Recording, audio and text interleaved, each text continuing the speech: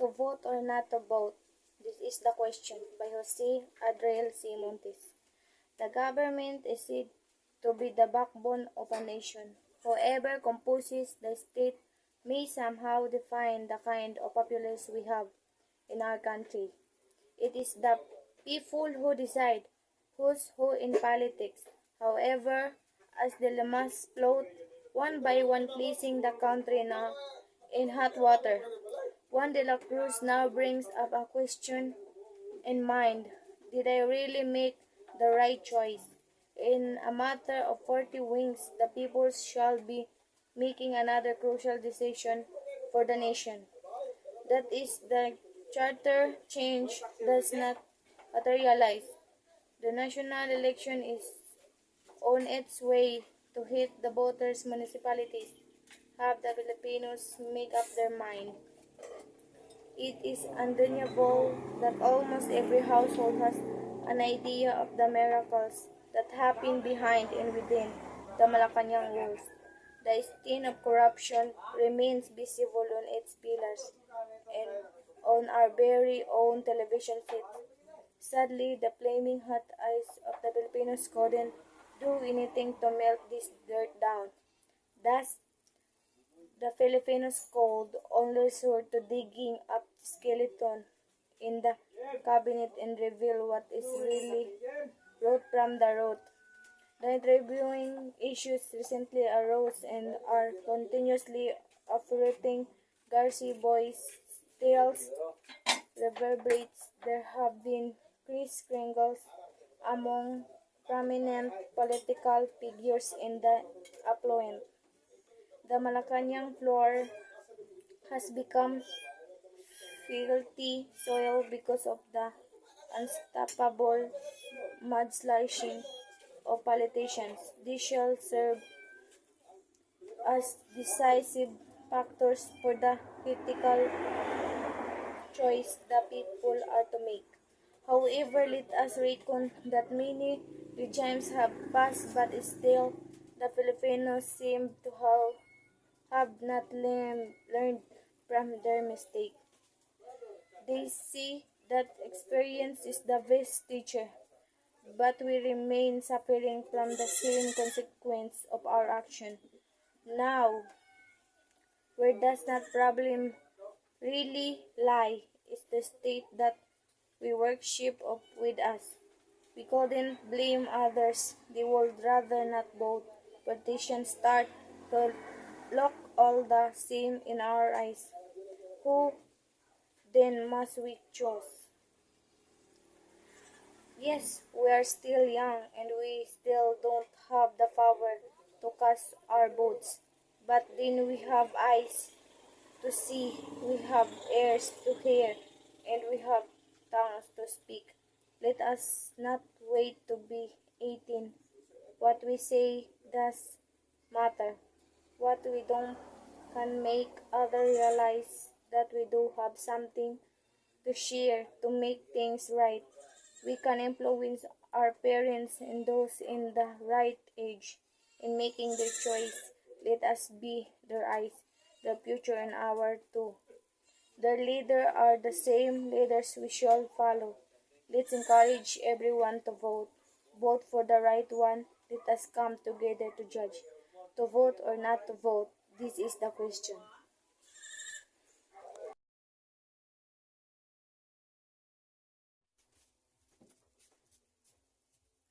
Everybody calls me young, beautiful, and wonderful I am. Look at my hair, my lips, my red rosy cheek, and fair lingering. I remember somebody said that I look like my mother. That I look like my mother?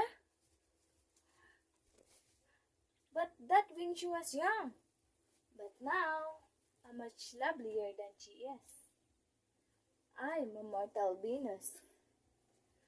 Oops, what time is it? I must get ready for the party.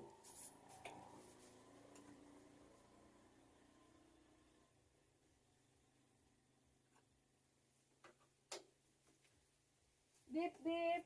Uh-huh, there you are. Yes, incoming. Child, are you still there? That's my mom. Child, are you still there? Will you please try to get me a glass of cold water? Mom, I'm in hurry. Please, child, try to get me a glass of cold water. Mom, try to get on your own. Please, child, try to get me a glass of cold water.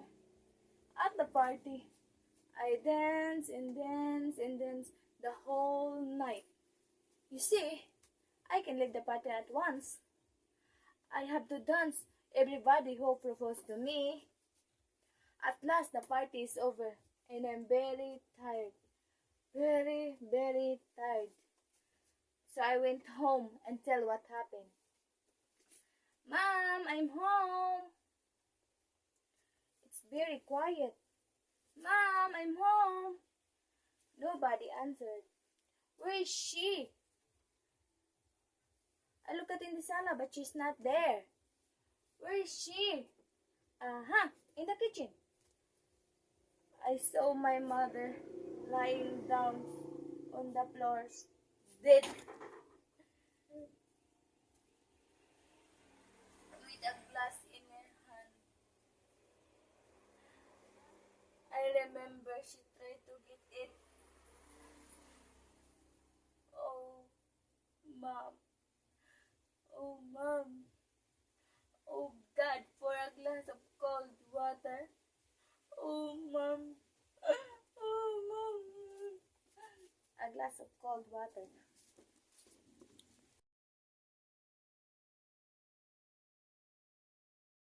Speak for democracy. I'm a Filipino who live and breathe in this country of paradise, Philippines. I'm a successor of the past of our mighty heroes who made their sacrifice for our freedom. I carry the torch of hope, justice, and love. I'm a crusader for democracy and a believer of free speech. I stand for our beliefs and principles. I fight for the right and oppose the wrong. I am the embodiment of the freedom, equality, and peace. I am an agent of change for the country and for the whole world. I stand before you speak for democracy. My heroes died for the unfortunate and the just strive for the present and even the future generations endeavor. Honor and dignity flow in my blood, and my heart beats for freedom. Though the agony lasted for a number of years, from the Spanish colonizer in the Second World War, the seed of democracy in my country began to take root and sprouted to grow. However, I can see the picture of my motherland in reality at the present. Few veterans, most in the society. Human rights violations are committed and equality governs each family. Disorder gives birth at the time. Betrayal forms undeniably in the government. My dear friends, look at our land. Wake up. As Filipino, is this what you really want to see? The twilight we shed should be over. We must see another sun to rise. For every ending start a new beginning. Yes, I truly speak for democracy. I am what I say, what I think, and what I do. Together we stand as a nation, and together we can make democracy a living legacy, not to be subverted, but to be protected and preserved. Thank you. News update. Ferdinand Marcos. Ferdinand Marcos Jr., the son and namesake of the late dictator, is one of the cups of winning the Philippines presidential election by a landslide. According to preliminary and official result, potentially returning the Marcos dynasty to the Malacanang Palace 30 years after the family played a mass uprising. With more than 95% of votes counted, Marcos Jr.